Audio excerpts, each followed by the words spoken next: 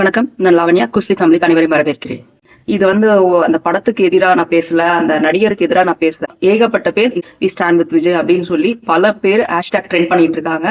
அதே போல பல நடிகர்கள், இயக்குனர்கள், அந்த மாதிரி நிறைய பேர் நம்ம தலைவர் விஜய் அவர்களுக்கு சப்போர்ட்டா பேசிட்டு இருக்காங்க. இப்போ ரொம்ப முக்கியமான பேசாதவங்களை பத்தி மட்டும் நம்ம கொஞ்சம் பேசுவோம். நடிகர் திரு ரஜினிகாந்த் அவர்கள், நடிகர் திரு கமலஹாசன் அவர்கள், மற்ற நடிகர்கள், பெரிய பெரிய நடிகர்கள்லாம் இருக்காங்கல்ல, இவங்கெல்லாம் ஏன் வாயை திறக்கல? திமுக சைட்ல இருந்து ஒரு ஃபங்க்ஷன்னா ஓடி போய் நிக்கிற இவங்க திரையுலகத்துல இவ்வளவு பெரிய ஹீரோக்கு இப்படி ஒரு இடைஞ்சல் கொடுத்துட்டு இருக்காங்க அப்படின்னும் போது, அப்படின்னு மத்தவங்களை எதிர்த்து கூட போஸ்ட் போட வேண்டாம். ஆனா நாங்கெல்லாம் உங்க கூட இருக்கோம், தைரியமா இருங்க, இல்லைன்னா பாத்துக்கலாம் அப்படின்னு ஒரு போஸ்ட் போடுறதுக்கு என்ன ஆகும்? யாருக்கு பயப்படுறாங்க? யார் அது? அந்த அண்டாவேல் அவர்கள் சொன்னாரு பாத்தீங்களா, தமிழுக்கு கமல் குரல் கொடுக்கும் போது கர்நாடகால இருந்து எதிர்ப்பு வரும்போது நீங்க ஏன் குரல் கொடுக்கலன்னு கேட்டாருல்ல அண்டாவேல் அவர்கள். அதே போல இப்போ இந்தியா லெவல்ல எந்த ஒரு நடிகருக்கும் இல்லாத ஒரு நிர்பந்தத்தை கொண்டு திணிக்க பாக்குறாங்க தலைவர் விஜய் அவர்களுக்கு. இது தெரியாதா கமல் அவர்களுக்கு? ஏன் இத பத்தி கமல் அவர்கள் வாயை திறக்கலாம்? இப்ப பதில் சொல்லுங்க அந்த அண்டாவேல. இப்ப மட்டும் அதுக்கு வார்த்தை வராது. இப்பயும் அவங்க என்ன சொல்லுவாங்க, 2 பேரும் கூட்டு சதி, கூட்டு வேலை அப்படின்ற மாதிரி. கூட்டு சதியா இருந்தா பராசக்தியை நிறுத்திட்டு ஜனநாயகர் மட்டுமே வந்திருக்குமே. சோலோவா ஓடி எல்லாத்தையுமே சம்பாதிச்சுட்டு போயிருக்கலாமே கலெக்ஷன்ல இருந்து. ஏன் அது பண்ண தெரியாதா? போட்டோ பராசக்தி எத்தனை படம் வந்தா என்ன, பராசக்தி வந்தா என்ன, எந்த சக்தி வந்தா என்ன, நம்ம படம் ஓடட்டும், நல்லா இருக்கிற படங்கள் ஓட போகுது, இல்லைன்னா இல்லைன்றது தானே தளபதி விஜய் அவர்களுடைய மோட்டோ. இது புரியாத தற்குறிகளா தானே இவங்க எல்லாம் இன்னமும் இருந்துட்டு இருக்காங்க. அதனால தானே தமிழக வெற்றி கழகம் மேல கல்லெறிஞ்சு பாத்துட்டு இருக்காங்க. தமிழக வெற்றி கழகம் கண்ணாடி மாளிகை நினைச்சிட்டு இருக்காங்க. அது ஒரு மிகப்பெரிய அசைக்க முடியாத மலைன்னு இன்னுமே அவங்களுக்கு தெரியல. தெரிய வரும்போது அவங்க எல்லாம் மொத்தமா மண்ணா இருப்பாங்க. பார்க்கதான் போறோம். அடுத்தது நடிகர் சிவகார்த்திகேயன் அவர்களுக்கு வருவோம். பல இடத்துல இருந்து அவருக்கு ஏகப்பட்ட எதிர்ப்பு. இப்போ நம் கூட இருக்கிறவங்க பல பேருக்கு தெரியாத ஒரு விஷயத்த நான் ஷேர் பண்றேன். சிவகார்த்திகேயன் அவர்களுக்கு தளபதி விஜய் அவர்கள் கோட் படத்துல துப்பாக்கியை கொடுத்ததோ, அடுத்த விஜய் நீங்க தான் அப்படின்ற மாதிரி போர்ட்ரே பண்ணதோ, அதுக்கப்புறமே பல பேர் ஓகே தளபதி விஜய் அவர்கள் துப்பாக்கி எடுத்துட்டு இவர் கூட கொடுத்துட்டாரு, சோ இவர் படத்தை விட்டு போறாரு, அடுத்த சூப்பர் ஸ்டார் இவர் தான் அப்படின்னு ஒரு பெரிய பிம்பத்தை உருவாக்குனாங்கல்ல. இப்ப தெரிய வந்த விஷயம் என்னன்னா, ஆக்சுவலி அங்க சிவகார்த்திகேயன் இடத்துல சிம்பு இருக்க வேண்டியதா, இவரு சிவகார்த்திகேயன் கிடையாதான். அதுக்குள்ள அந்த பட்டத்தை அப்படியோ முழுங்கலான்னு பார்த்தாங்க பாத்தீங்களா. ஒரு துப்பாக்கிய சாதாரணமா கொடுத்ததை எவ்வளவு தூரம் கொண்டு போய் எங்க நிக்க வச்சிருக்காங்க பாருங்க. சோ அவர் சிவகார்த்திகேயனை சூஸ் பண்ணல, தளபதி விஜய் அவர்களும் சூஸ் பண்ணல, அவருக்கு அந்த நினைப்பும் கிடையாது. இவர் தான் நல்லா வருவார், இவர் தான் நல்லா வர மாட்டாருன்னா அவர் ஜட்ஜ் பண்ற ஆளே கிடையாது. எல்லாரும் வாங்க அப்படின்னு சொல்லக்கூடிய மனிதர் தான் தலைவர் விஜய் அவர்கள். ஆனா அது புரியாத இத்தனை நாள் நான் கூட வச்சுக்கோங்களேன், இதை நினைச்சுதான் ஏமாந்து போயிடும். துப்பாக்கியை கொடுத்துட்டாங்க. கடைசியில் இப்பதானே தெரியுது அந்த துப்பாக்கி வாங்க வேண்டியது நம்ம சிம்புன்னு. அவரு வேற ஒரு படத்துல ரொம்ப பிஸியா இருந்ததால சிவகார்த்திகேயனை கூட்டிட்டு நிக்க வச்சிருக்காங்க. அட பாவீங்களா, இதை வச்சுதானடா ஓட்டிட்டு இருக்கீங்க. சோ நண்பர்களே, தயவு செய்து இனிமே இந்த மாதிரி துப்பாக்கியை சிவகார்த்திகேயன் கொடுத்தாரு அப்படின்னு இனிமே பேசவே பேசாதீங்க. ஏன்னா அங்க வாங்க வேண்டிய ஆள் வேற. சரி, அடுத்து இந்த சாப்டர் முடிஞ்சிருச்சா? அடுத்த சாப்டருக்கு வருவோம். இவருடைய படம் பராசக்திக்கு வருவோம். பராசக்தி என்ன, எப்படி அது எப்படி போகுது, எப்படி போகுது, அதை பத்தி எல்லாம் நம்ம பேச வேணாம். அவர் என்ன சொன்னாரு ஸ்பீச்ல, இது அண்ணன் தம்பி பொங்கல், அதனால எல்லாரும் கொண்டாடுங்க, வேற மாதிரி பாக்காதீங்க, இதுல பல பேர் என்னென்னமோ பண்ணுவாங்க புதுசா, ஆனா எதுக்கும் இது பண்ணாதீங்க, அண்ணன் தம்பி பொங்கலா பாருங்க அப்படின்னு சொன்னாருல்ல. இப்ப கேக்குற, வெறும் தம்பி பொங்கல் மட்டும் தானே இருக்கு, அண்ணன் பொங்கல் எங்க? அப்ப அண்ணன் பொங்கல் வரலன்னா தம்பி பொங்கலும் வர வேண்டாம், நான் அண்ணன் வரும்போதே வந்துக்கிறேன்னு ஒண்ணு சொல்லிருக்கணும். நாங்க தனிப்பட்ட ஒரு நபர் சிவகார்த்திகேயனுக்கு எதிரானவர்கள் கிடையாது. ஆனா சில பேர் அந்த மாதிரி ஒரு பிம்பத்தை கிரியேட் பண்றாங்க. இந்த மாதிரி இவங்க எல்லாம் இப்ப சிவகார்த்திகேயன் ஆப்போசிட்டா திரும்பிட்டாங்கன்னு. எந்த நடிகருக்குமே தமிழக வெற்றி கழகத்துல இருக்கிற பிள்ளைகளும் சரி, அண்ணன் தம்பிகளும் சரி, அக்கா தங்கைகளும் சரி, யாருமே எதிரானவங்க கிடையாது. அதனால எந்த நடிகருக்கு எதிராகவும் நாங்க திரும்ப போறதும் கிடையாது. வருத்தம், அந்த வருத்தத்துல ஏதோ ஒரு சில ரசிகர்கள் பாவம் அவங்க விட வார்த்தையை புடிச்சுக்கிட்டு அதை புடிச்சு தொங்கிட்டு இருக்கிற ஆளுங்க தான் இந்த மாதிரியான சில்லி பர்சன்ஸ் சொல்லலாம். அடுத்து திருப்பி இந்த டாபிக் எடுக்கிறதுக்கு எனக்கு வருத்தமா தான் இருக்கு. ஆனா வேற வழி இல்லை, எனக்கு கோவம் நிறைய வருது. இந்த பர்சன் பேசுறத பல லட்சம் பேர் பாக்குறாங்க, அதை பல ஆயிரம் பேர் இல்ல நூறுகள்ல ஷேர் பண்ண சான்சஸ் உண்டு. அவங்களுக்கும் இது ரீச் ஆகணும். அட்லீஸ்ட் நம்ம மக்களுக்கு இது ரீச் ஆகி அவங்க இது யாருக்காவது தெரிஞ்சவங்களுக்கு இது கிடையாது, இதுதான் உண்மைன்னு சொல்லணும்ன்றதுக்காக அவங்களுடைய போக்கு தப்பு, அவங்களுடைய பேச்சு தப்பு அப்படின்னு தெரியப்படுத்த இதை நான் செய்ய வேண்டிய கட்டாயத்துல இருக்கேன். அதனாலதான் இப்ப இந்த மனிதனை பத்தி பேச போறேன். இது மனிதனா ஜந்துவா எதுக்குள்ள சேர்த்துக்கணும்னே தெரியல. திருசாட்டை. இந்த சாட்டை வந்து என்ன பண்றாரு அப்படின்னா, சாக்கடைத்தனமான வார்த்தைகளால் அப்படியே அப்பட்டமா அள்ளி தெளிச்சுக்கிட்டே இருக்காரு ஒரு வீடியோக்களையும் தளபதி விஜய் அவர்களை பத்தி.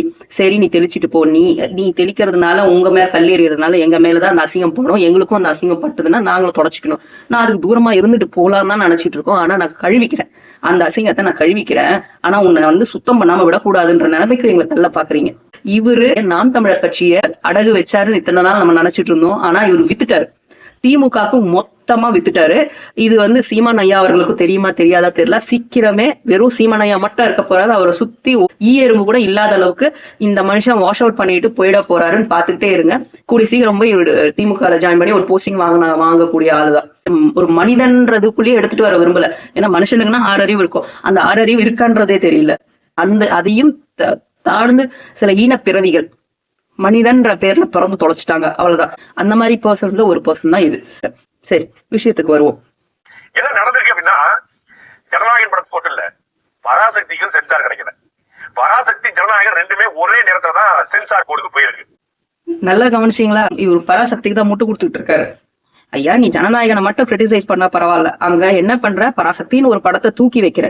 அப்போ நீ டைரக்டா நீ வந்து இதுக்கு சப்போர்ட் பண்ணிட்டு தான் இருக்க. நாட் இன்டைரக்ட் கூட நான் சொல்ல மாட்டேன், டைரக்ட் சப்போர்ட். ஓகே, இது ஃபர்ஸ்ட். இதே காலகட்டத்துல பராசக்தி படத்தையும் இதே போல வார்த்தைகள் இருக்கு, காட்சிகள் இருக்கு அப்படின்னு சொல்லி அதையும் மறுதணிக்கை அனுப்புறாங்க. ஜனநாயகன் மறுதணிக்கையா இவங்க கொண்டு போகல, பராசக்தியை கொண்டு போயிடுறாங்க. பாத்தீங்களா, தணிக்கைக்கோ பராசக்தியை கொண்டு வந்தாச்சு. அதாவது தணிக்கை குழுக்கும் ஜனநாயகருக்கும் என்ன பிரச்சனைன்னு பேசினா பரவாயில்ல, இங்கேயும் பராசக்தியை தூக்கி வச்சு பராசக்தி கரெக்டா கொடுத்தாங்க, பராசக்தி திருப்பி மறு ஆய்வு போனாங்க, அவங்க கரெக்டா கொண்டு வந்துட்டாங்க அப்படின்னு முட்டு கொடுக்குறாரு. இது ரெண்டாவது. ஆனா மறு தணிக்கைக்கு அனுப்பாம விட்டா இது என்ன ஆகும்? சர்ச்சையாகும். என்னை அடக்குறாங்க, என்னை ஒடுக்குறாங்க, சிஎம் சார், சிஎம்ங்கள் இந்த மாதிரி எல்லாம் பேச வைக்கலாம், ரசிகர்கள் ஹைப் ஏத்தலாம். சரியா 9ஆம் தேதிக்கு படம் ரிலீஸ் ஆயிட்டா செய்தியே இல்லை. ஏன்னா இது ஒன்றும் பெரிய இந்த பைத்தியம், அதாவது சரியாகிற பைத்தியம் இல்ல, சரியாகாத பைத்தியம் சொல்லுவாங்கல்ல, அந்த கேஸ். இவன் சொல்றான், அன்னைக்கே ரிலீஸ் ஆனா என்ன டாக் இருக்கு, அதனால இதை வந்து தள்ளி வச்சு இதுக்கு வந்து மறு ஆய்வு அனுப்புனா வேணாம்னு சொல்லி ஜபு மாதிரி இழுக்கிறது தான் வேலை. அது வந்து தலைவர் விஜய் அவர்கள் பண்றாருன்னு ஒரு லூசு இந்த லூசு பேசுது இல்ல. மன்னிச்சிருங்க, என்னால முடியல. இந்த சாட்டை அவர்கள் பேசுறாருல்ல, இதே சாட்டை அவர்களுக்கு சொல்லிக்க விரும்புறது என்னன்னா, இந்த படம் இல்ல, எத்தனை படங்கள் விஜய் அவர்களது வந்திருக்கு, இந்த மாதிரி பிரச்சனைகள் வந்ததுதான் இல்லைன்னு சொல்லல. ஆனா சொன்ன தேதிக்கு ரிலீஸ் ஆச்சா இல்லையா, அது காலையில வரைக்கும் அந்த டைம் வருமா வராதா அப்படின்னு நின்ன காலங்களும் உண்டு. ஆனா இது தள்ளி போட வச்சது யாரு? தள்ளி போட்டு அவருக்கு என்ன இடத்துல நிர்பந்தம் கொடுக்குறாங்க, இதுல இவருக்கு என்ன லாபம்? இவங்க சொல்றது ஏத்துக்கப்பட முடியாது ஒண்ணு. கேட்டா அரசியலுக்கு வந்துட்டாராமா. ஆனா தயவுசெய்து விஜய் ரசிகர்கள் எல்லாருக்கும், தொண்டர்கள் எல்லாருக்கும் என்னோட ரிக்வஸ்டா நான் என்ன சொல்றது தெரியுமா, இந்த ஆள் எங்க பாத்தீங்கன்னாலும் தப்பா புரிஞ்சுக்காதீங்க, அடிக்க சொல்லவோ திட்ட சொல்லவோ சொல்லல. எங்க பாத்தீங்கன்னாலும் கையில ₹1 2 வந்தா கையில போட்டுவாங்க. தலைவர் விஜய் அவர்களை வச்சுதானே வீடியோ போட்டு பிச்சை எடுத்துட்டு இருக்கான். போய் அந்த ₹1 2 கொடுத்துட்டு வாங்க. ₹10 கூட கொடுக்காதீங்க, ₹1 2 கொடுங்க. ஏன்னா இப்ப வீடியோ போட்டு சம்பாதிக்கிறதுல வர காசு பத்தாதுல்ல அவனுக்கு, இது ஏதாவது ஹெல்ப்ஃபுல்லா இருக்கும். ஒரு சின்ன பையன் விஜய் டிவில நடிச்சு எந்த பின்னணியும் இல்லாம திரைத்துறை பின்னணி அடுத்து திருப்பியும் வந்தாச்சு. சிவகார்த்திகேயனுக்கு வந்து புகழாரம் சூட்டிக்கிட்டு வந்தாச்சு. கஷ்டப்பட்டு தான் வந்தாரு, இல்லன்னு சொல்லல. விஜய் டிவில இருந்து சின்ன இதுல இருந்தா வந்தாங்க. ஆனா இப்ப எவ்வளவு கான்ட்ரவர்சி வந்துட்டு இருக்கு, அதெல்லாம் நாங்க பேசவே விரும்பல. இவங்களால மத்தவங்களுக்கு என்ன பிரச்சனை, ப்ரொடியூசர் பிரச்சனையா, டைரக்டர் பிரச்சனையா அப்படின்லாம் நான் வந்து சிவகார்த்திகேயன் சார்பா பேசவே விரும்பல. அதே போல இவர் ஒரு அலிகேஷன் வைக்கிறாரு, விஜய் அவர்களுடைய ரசிகர்கள் வந்து அவங்க ஃபேமிலி உட்பட பேசி அசிங்கப்படுத்தி பேசுறாங்கன்னு. திருப்பியும் சொல்ற, விஜய் ரசிகர்களோ விஜய் தொண்டர்களோ இந்த தப்ப செய்யவே மாட்டாங்க. அவங்கள தொட்டவனுங்க யாரா இருந்தாலும் நீங்க தாராளமா கம்ப்ளைண்ட் எடுத்துக்கோங்க. ஆனா அந்த பெண்களை வந்து அசிங்கப்படுத்துற அளவுக்கு தமிழக வெற்றி கழகத்துல இருக்கிற ரசிகர்களும் தொண்டர்களும் கிடையாது. அது முதல்ல புரிஞ்சுக்கோங்க. உங்களை மாதிரி ஆளுங்க 4 பேர் எங்கேயாவது இருப்பாங்கல்ல, அவனுங்க செய்யற வேலையா தான் இருக்கும். போய் உங்க இனத்தை கண்டுபிடிச்சு ஜெயில போட்டுக்கோங்க, எங்களுக்கு ஒரு பிரச்சனையும் கிடையாது. படம் எடுத்து இயக்கி முன்னிறுத்தி வராம, அதாவது அப்பாவால வந்தவர் தலைவர் விஜய் அப்படின்னு இங்க மென்ஷன் பண்றாரு. இவர் வந்து ஒரு பின்புலமும் இல்லாம வந்தாரு சிவகார்த்திகேயன்ற மாதிரி. ஏங்க, அப்பாவால வந்த எத்தனையோ நடிகர்கள் தடம் தெரியாம காணாம போயிருக்காங்க. பேர் சொல்லணுமா? தேவையில்லை, தேடி பார்த்துக்கோங்க. அப்படி இருக்கும்போது இண்டிவிஜுவலா வந்தாலும் அப்பா மூலமா அம்மா மூலமா எப்படி வேணா வந்தாலும் டேலண்ட் இல்லைன்னா நிக்க முடியாதுங்க. சோ சும்மாவே எல்லாருமே ஷைனாய் வந்துட முடியாது. அங்க ஏதோ ஒண்ணு இருக்கணும். சொல்லுவாங்கல்ல, அவங்களுக்குள்ள அந்த விஷயம் ஒண்ணு இருந்தா மட்டும்தான் அவங்க வெளியே தெரிய முடியும். அந்த மாதிரிங்க வெளியே தெரியாம நிறைய பேர் காணாம போயிருக்காங்க. அதுக்கு கூட எல்லாமே கூட இருந்து ஒத்துழைச்சா, நேரம் காலம்ன்றதும் கூட ஒத்துழைச்சா மட்டும்தான் அந்த உச்சத்துக்கு போக முடியும். அப்படி ஒரு ரகம், அப்படி ஒரு ஸ்டார் அவர் தான் விஜய் அவர்கள். சும்மா சாதாரணமா இவரை தூக்கிட்டு வந்து கம்பேர் பண்றதுக்கு இங்க யாருமே ஆள் கிடையாது. அதை ஏத்துக்கவும் முடியாது. திருப்பியும் சொல்றேன், நான் வந்து டைஹார்ட் ஃபேன் கிடையாது. ஆனா இருக்கிற உண்மையத்தான் நான் பேசுறேன். இன்னைக்கு அப்புறம் எழுதி வச்சுக்கோங்க, இன்னைக்கு அப்புறம் இந்த சினிமா ஃபீல்டுல அந்த இடத்த தொடுறதுக்கு இன்னொருத்தன் வரப்போறது கிடையாது. நிச்சயமா வரப்போறது கிடையாது. மார்க் மை வேர்ட்ஸ், யாருமே அந்த இடத்த போய் டச் பண்ண மாட்டாங்க. பாத்துட்டே இருங்க. அதுக்கு ஒரு 10 அடி கீழே சறுக்கி விழுவாங்களே தவிர அந்த இடத்துக்கு போகவே முடியாது. அதே போல சினிமா ஃபீல்டு எவ்வளவு டவுன் ஆகுதுன்னு மட்டும் பாருங்க. எவ்வளவு லாஸ் சந்திக்கும்னு மட்டும் பாருங்க. தலைவர் விஜய் அவர்கள் நடிச்ச வரைக்கும் தான் அத்தனை பேருக்கும் வருமானம், ஊதியம், அதை தாண்டி அவ்வளவு ரெவென்யூ எடுத்துட்டு இருந்தது ஃபில்ம், அந்த ஃபீல்டு, சினிமா ஃபீல்டு. ஆனா இப்போ போனதுக்கு அப்புறம் இருக்குடி எல்லாருக்கும். அடுத்து அதே வீடியோல தலைவர் வந்து என்ன சொல்றாரு, ஜனநாயகன் கூட கடைசி படம் இவ்வளவு பெரிய உழைப்பை கொடுத்துருக்காரு. 33 வருஷம் சினிமாவில் இருந்திருக்காரு. அவர் நடிச்சு வருது, அவர் தள்ளி போயிருக்க வேண்டியதானே?